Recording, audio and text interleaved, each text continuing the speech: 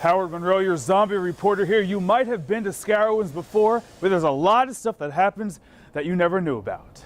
And at the heart of the illusion is character development, and it starts with makeup. Never, ever, ever have I looked quite like this. Look at that. 45 minutes in the makeup chair. Lee Robinson transforming me from a news reporter into a zombie. At night, hundreds of actors have to get into character. You guys do this. How many people normally would you have in here, or when Scarowinds is going on? Upwards of close to 500 people coming in, getting made up every day. 500 different actors coming in here to get into character. Absolutely. Yep. Everything from clowns to zombies, vampires, dead pirates, you name it. Attention to detail is key. 30 makeup artists using prosthetics applied with 99% rubbing alcohol and spray paint. Each day, do they have to look exactly the same, or is there some creative license that your artists have? We have a blueprint, basically, and from there they do get a little bit of creative freedom to express themselves. The intent is to scare the mess out of you. In the form of fangs and blades, fear is waiting for you. USA Today named the annual haunt one of the top 5 Halloween events in the country.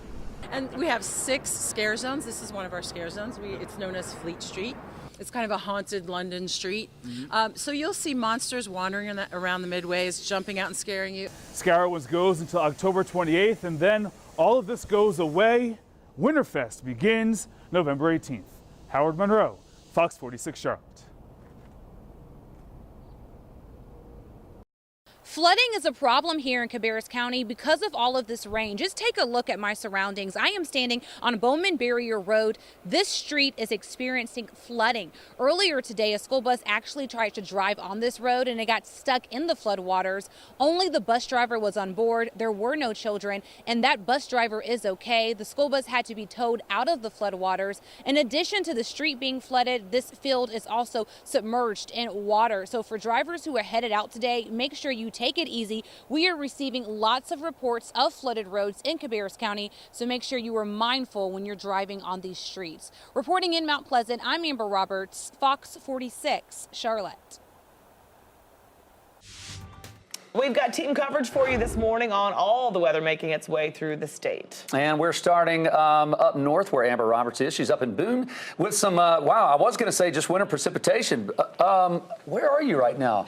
Is it Aho? I've never heard of that town. I'm learning things this morning. Well, actually, Jason and Paige, we left Boone and started heading towards a place called Aho here in Watauga County. I'm standing on Sorrento Drive, and we came out here because Amanda and Nick, they were talking about trees were bending over because of ice. That's live TV for you right there, folks.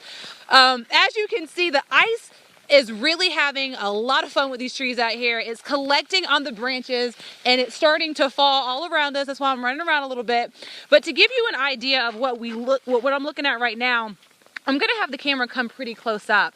This is ice. The ice, as you can see, is just completely covering all of the branches and a lot of the trees out here. And this is not the very first tree that we've seen down here on Sorrento Drive. We're gonna walk a little bit.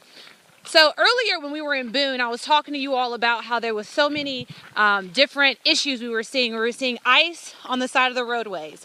We were also seeing ponding on the side of the roadways as well. And we also saw things starting to freeze over. We're going to step this way because we see a car starting to come down the road.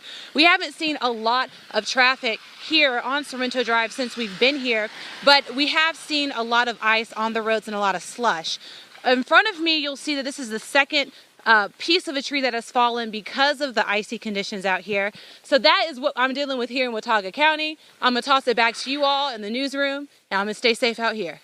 Yes, I know. Man. I don't know where to tell you to go exactly, but I feel like we should just check with someone else. I don't want any other branches knocking you upside the head. Yeah, keep looking up. We should send you guys out with football helmets or shoulder pads or something.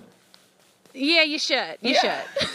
We'll pass that on, Amber. Be safe, Amber. All right, guys, we got more team coverage for you. The fact that they were able to get out, they were alerted by the smoke detector and able to get out, it saved their lives today.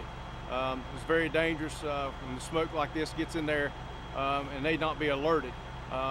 They will ultimately die today if they were not able to get out.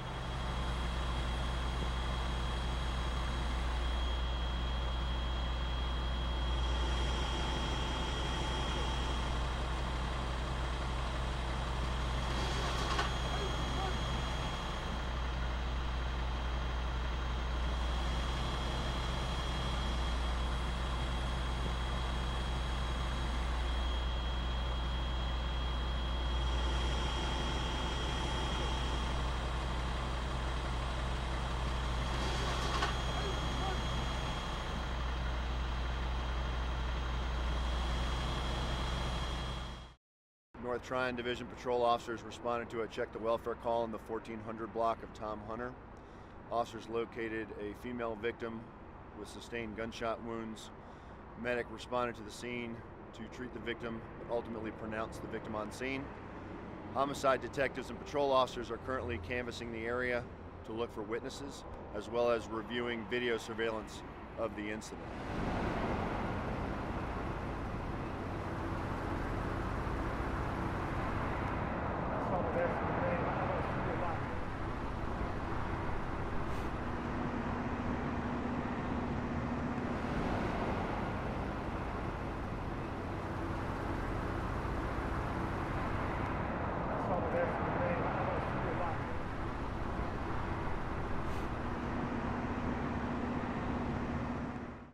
Well, we have our Signing Santa event, and we collaborate with the North Lake Mall on an annual basis to provide the event, and it's geared for children who have hearing loss, who are deaf, hard of hearing, or deafblind.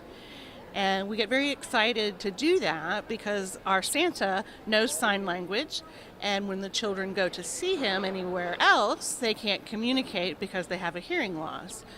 Yes, he did. He's already met him.